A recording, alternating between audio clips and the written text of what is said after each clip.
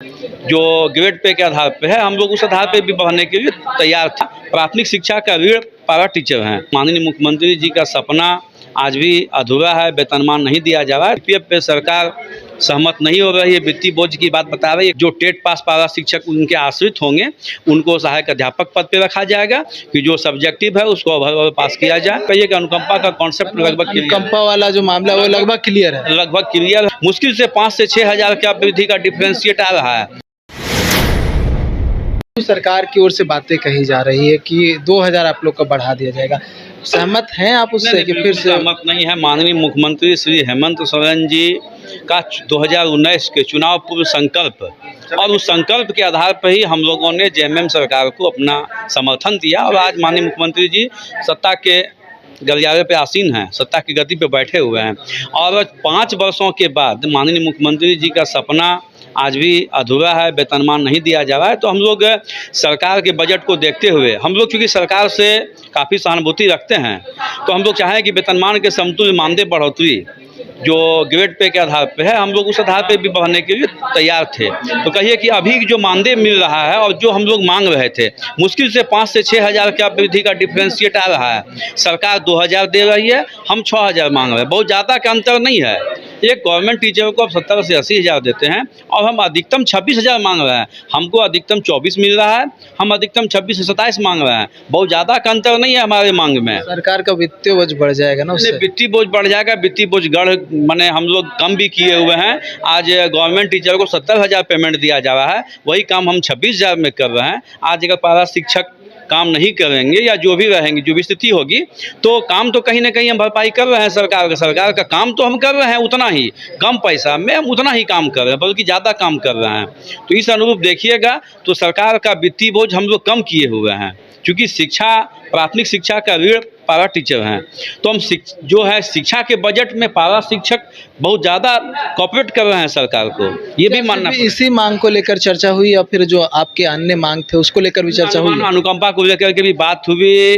गिरिडीह के माननीय विधायक और माननीय मंत्री जी का एक सुझाव था, सेक्रेटरी को अनुकंपा को शिथिल किया जाए। तो कहा गया है कि हम वित्त विभाग से वगैरह से मैंने इस विषय में बात कर लेते हैं और लगता है कि अनुकंपा पे लगभग सहमति ये बनी है कि योग्यता के अनुरूप जो टेट है, जो टेट पास पारा शिक्षक उनके आश्रित होंगे उनको सहायक अध्यापक पद पे रखा जाएगा। जो नॉन टेट होंगे, अगर वो मैट्रिक इंटर होंगे, तो अन्य विभाग में या शिक्षा विभाग में ही अनुबंध पे उनको योग्यता के आधार पे अनुकंपा पर नौकरी दी जाएगी। तो कहिए कि अनुकंपा का कॉन्सेप्ट लगभग अनुकंपा वाला जो मामला है वो लगभग क्लियर है। लगभग क्लियर है। ईपीएफ मेरा एक जो सोशल सिक्योरिटी का एक मुख्य मुद्दा था। ईपीएफ पे सरकार सहमत नहीं हो रही है, वित्तीय बोझ की बात बता रही है, कह रही है कि भाई लगभग 6.5 लाख अनुबंध कर्मी हैं जिनको ईपीएफ देना है। तो ईपीएफ पे सरकार का बजट माने अनबैलेंस हो रहा है, इसके लिए ईपीएफ पे भी बात नहीं हुई। जहाँ जो टेट पास जो सीटेट पास वाले जो सीटेट पास हैं उस पर लगभग सहमति बनी थी कि वह सीटेट को लेकर, लेकिन जिच बची हुई है। और कहिए कि आगामी जो टेट की परीक्षा है, अभी जो टेट की परीक्षा देंगे, बहुत बड़ा मामला था कि टेट परीक्षा में सब्जेक्टिव अभ्यर्थी को पास करना होगा। ये बहुत ही मुश्किल है। माननीय मंत्री जी ने खुद स्वीकार किया और हमको लगता है कि उनके बयान से ये पता भी चला कि उनको भी ये जानकारी नहीं है कि सब्जेक्टिव पास करने की बात है। तो कहे कि भाई मुश्किल से 5% लोग पास नहीं कर पाएंगे। सेक्रेटरी को निर्देश दिया गया है कि जो सब्जेक्टिव है उसको ओवरऑल पास किया जाए।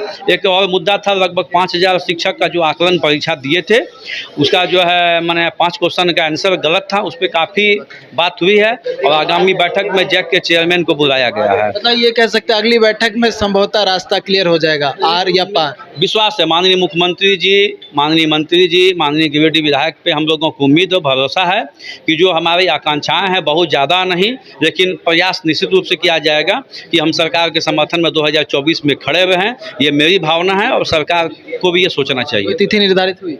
हमको लगता है रक्षाबंधन के बाद बैठक होगा। घर के लिए ग्रोसरीज की जरूरत हो या चाहिए फल और सब्जी, डेयरी या बेकरी प्रोडक्ट्स चाहिए या beverages, snacks and branded foods चाहिए हो या ब्यूटी प्रोडक्ट्स, अब इनके लिए अलग अलग दुकानों की तलाश हुई खत्म, क्योंकि रांची में खुल गया है केस्टो मार्ट, जो रखे आपका और आपके बजट का ख्याल।